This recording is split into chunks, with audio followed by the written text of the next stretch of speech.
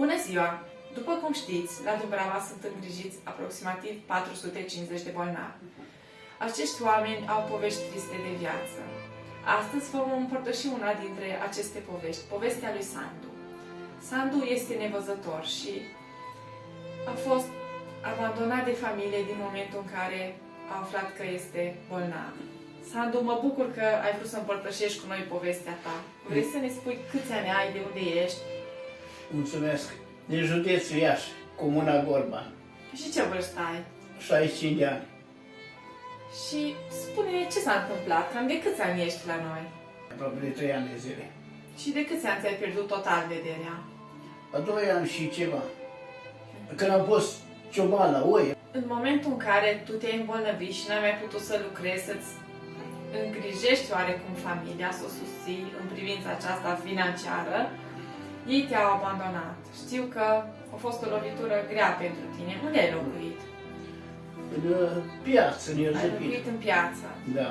Și după ce ai fost adus la noi, Sandu, ai stat aici vreo 2 ani și jumătate, Da, ți-ai da. dorit foarte mult să Da, pleci acasă. da, Știu da. că vara aceasta Sandu tot insista să lasă pleci acasă, să mai încerci odată să se împace cu familia lui, să vadă dacă îl primesc. După mai multe insistențe din partea lui, l-am lăsat să plece. Ce s-a întâmplat, Sandu, când ai ajuns la Timișoara, acasă, la poarta casei tale? Cum ai fost primit de familie? Nu m-a primit nici cum. Nu a vrut să te Nu m-a primească. vrut să Ce mă ți-a primească. spus fosta ta Fost soție? că n-am ce să caut acolo. Cât am muncit și am lucrat a fost bun. Când n-am mai putut, atunci e gata. Nu mai Te-a pot. lăsat. Și Da. dacă ei Și au m-a refuzat lăsat. să te Da. primească în casă și de data aceasta, Da. unde te-ai întors? Da, am dormit în piață acolo. Ai dormit în Da. piață. Oamenii Da. care ne-au contactat să te primim înapoi după Da. aproximativ 2 luni de zile de stat Da. prin piață, știu Da. că ne-au spus că este un om care doarme pur și simplu în ploaie. Da. În ploaie, în frig, Da, așa în frig, în ploaie. Asta e. Și Când... trecătorii îți dădeau de mâncare, așa Da. Știu că ai venit la noi Da.